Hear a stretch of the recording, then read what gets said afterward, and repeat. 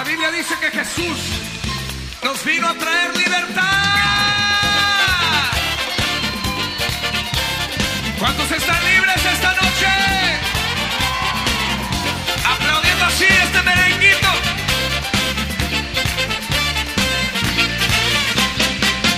Puedo vivir, puedo gozar. Buenas noches y bienvenidos a esta sección de Conocimiento en Acción. Yo soy Johnny, su servidor y anfitrión en este programa. En esta noche se encuentran con nosotros en nuestra mesa redonda la pastora Elsa. Bienvenida, pastora. Buenas noches. La hermana Luz del Mar. Bienvenida, hermana. Buenas noches, que Dios les bendiga. Hermano Charlie, bienvenido. Buenas noches, un placer estar aquí con ustedes. Y mi querida esposa Marta, bienvenida. Buenas noches. Y por supuesto, nuestro pastor Freddy Baños de la Casa de Fe Internacional en Clermont. Buenas noches, pastor. Buenas noches, muy contento y bendecido. Bueno, pastor, verdaderamente he estado esperando con ansiedad el poder participar con ustedes en esta sección. Ya que hace aproximadamente unos 6 meses que usted está compartiendo con la iglesia esta revelación del verdadero evangelio de la gracia, y tenemos que admitir que ha traído un cambio radical y un avivamiento y una verdadera manifestación de milagros en todas las áreas de nuestras vidas. ¿Por qué diría usted, pastor, que es tan importante conocer el verdadero mensaje de la gracia? La razón es porque Dios dice en su palabra que su pueblo perece por falta de conocimiento y porque Satanás se ha dedicado a pervertir el verdadero mensaje del evangelio de la gracia de Dios. Y un gran por ciento de cristianos practican un evangelio diferente que el que está en la Biblia. Pastor, ¿por qué tantos cristianos se sienten inseguros cuando oyen un mensaje que habla de la gracia de Dios y la seguridad eterna? Es por los falsos maestros que estratégicamente, usados por Satanás, han pervertido el mensaje y sistema que Dios diseñó. La realidad es que si usted le habla a cualquier persona que lleva cierto tiempo en el evangelio, me refiero a cristianos que llevan cierta cantidad de años en el evangelio, lo que sucede es que ellos saben, porque han escuchado todas estas personas que tomaron versículos de la Biblia que hablaban de la verdad de Dios, pero los enseñaron incorrectamente. Entonces, ¿cuál es el verdadero evangelio de la gracia? Mira, la palabra evangelio quiere decir buenas noticias y la palabra gracia quiere decir favor. En cuanto a nosotros, los hombres, se refiere que es un favor inmerecido. La Biblia declara en Romanos 3 que no hay justo ni aun uno y que por cuanto todos pecaron, están destituidos de la gloria y presencia de Dios. Así que el problema es que no calificamos para disfrutar los beneficios para los cuales fuimos originalmente creados. Más bien, la Biblia declara que la consecuencia de nuestras acciones son el juicio de Dios y la perdición eterna. Y eso no suena como buenas noticias. Entonces, pastor, ¿cuáles son las buenas noticias? El Evangelio según San Juan, capítulo 3, declara que de tal manera amó Dios al mundo que dio a su Hijo unigénito para que todo aquel que crea en Él no se pierda, mas tenga vida eterna. O como el Señor mismo declaró, vida en abundancia. Jesucristo es la solución de Dios para el verdadero problema del hombre. ¿Nos podría explicar qué es el pecado y cómo funciona en el hombre? Mira, la palabra pecado quiere decir fallar la meta que Dios preparó para nosotros, pero es más que eso, es fallar el blanco. Vamos a Romanos 5 y así entender lo que dice la Biblia mejor. Versículo 12 dice, por tanto, como el pecado entró en el mundo por un hombre y por el pecado la muerte, así la muerte pasó a todos los hombres por cuanto todos pecaron. Bien simple, Adán fue creado como el primer hombre, después que Adán pecó, falló el blanco, hizo lo que Dios le mandó a no hacer. Entonces, lo que él recibió, que era la condenación, la muerte, lo que hoy llamamos el pecado, que es como un virus, pasó a todos los hombres también que vinieron después de él. Eso es lo que está diciendo, el pecado pasó a todos los hombres. Dios le atribuyó pecado a todas las personas que salieron después de Adán. Ahora mira el versículo 15. Dice, pero el don no fue como la transgresión, porque si por la transgresión de aquel uno murieron los muchos, abundaron mucho más para los muchos la gracia y el don de Dios por la gracia de un hombre Jesucristo. Déjeme explicarle lo que eso quiere decir. Número 1, vamos a imaginarnos que una persona está en una cárcel. Esa cárcel le vamos a llamar la cárcel del pecado. El pecado no es la acción que tú cometes. El pecado es la condición que tú heredaste. Los pecados son la acción. En otras palabras, si decimos el pecado, estamos hablando de él como nombre, no como verbo. Así que es una condición. Todos los hombres tienen una condición que nos ha constituido como pecadores. Y nuestra acción de pecado es el resultado de nuestra naturaleza. Así que la prisión es la naturaleza de pecado. Lo que está diciendo la Biblia es que todo el mundo, todos los hombres están bajo esa condición.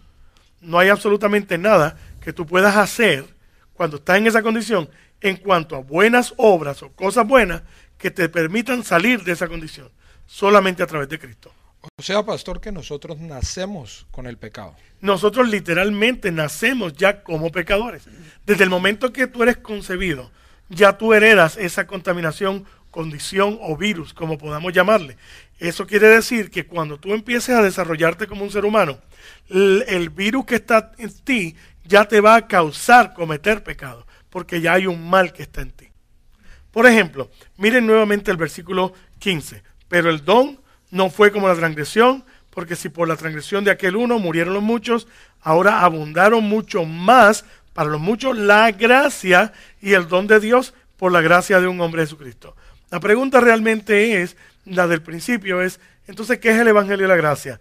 Que aunque estábamos en la condición de pecado, aunque éramos prisioneros de esa condición, Jesucristo tomó nuestra naturaleza en la cruz del Calvario y Él se convirtió en pecado por nosotros.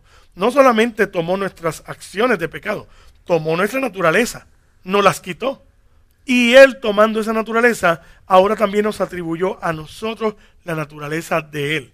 Literalmente salimos de una prisión, la prisión de pecado, para ahora estar en otra prisión que se llama la condición de la justicia de Dios. Pero leamos un poquito más y vamos a entender todavía mejor.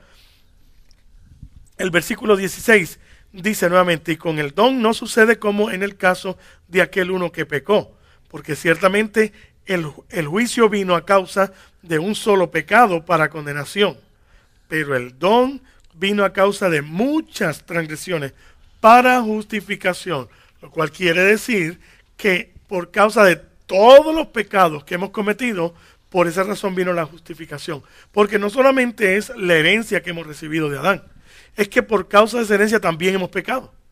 Y la verdad es que cada uno de nosotros, si hubiéramos estado en la posición de Adán, hubiéramos hecho lo mismo. Yo no quiero elaborar mucho en este punto, pero creo que es necesario decirlo. Mucha gente no entiende lo que pasó en la Biblia cuando Adán, por primera vez, falló el blanco. Lo que la Biblia dice es que Dios le dijo a ellos que ellos no podían participar de un árbol que daba un fruto que se llama el fruto del conocimiento del bien y del mal. Para que la gente entienda, los que están escuchando este CD, los que nos están escuchando ahora, yo quiero que tú sepas que ese árbol representa lo que después Moisés introdujo en la tierra de parte de Dios como la ley. En otras palabras, los mandamientos.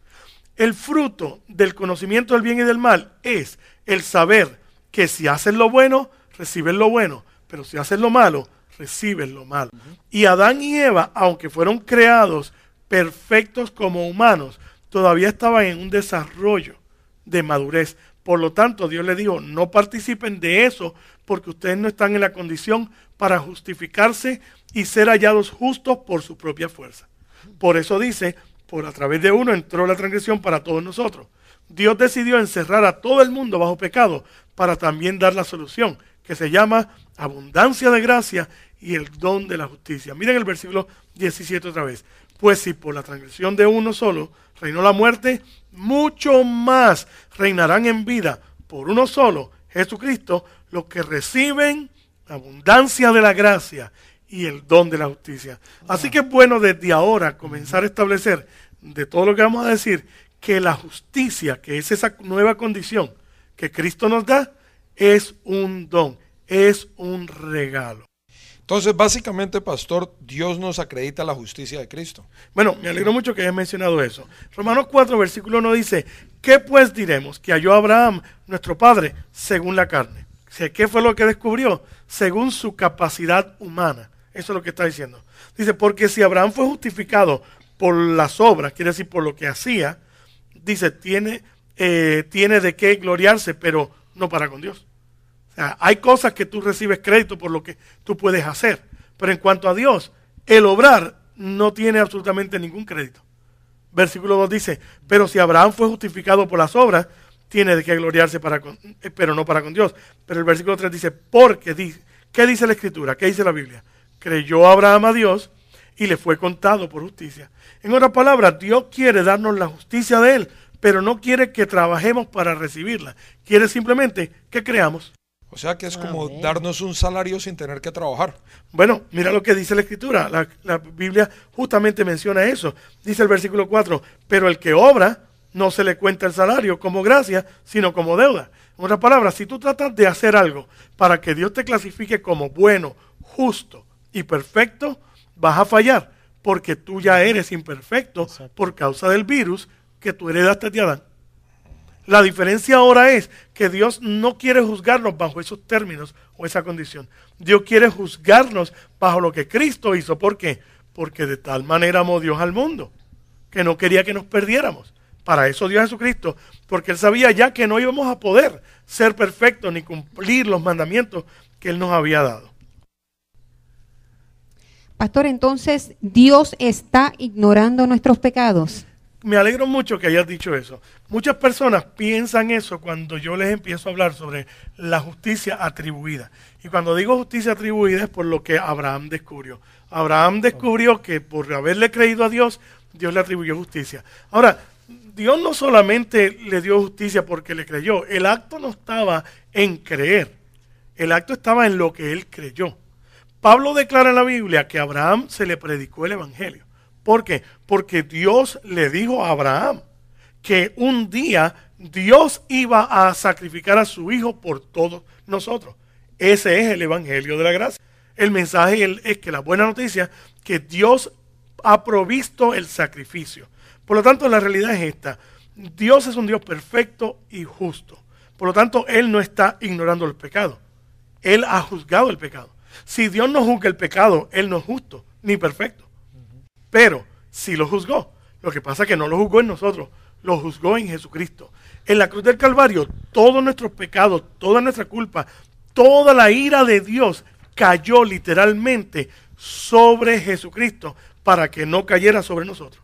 Por lo tanto, no es una ignorancia del pecado, no está ignorándolo, lo juzgó. Y por eso podemos decir que Dios es justo justificando al pecador.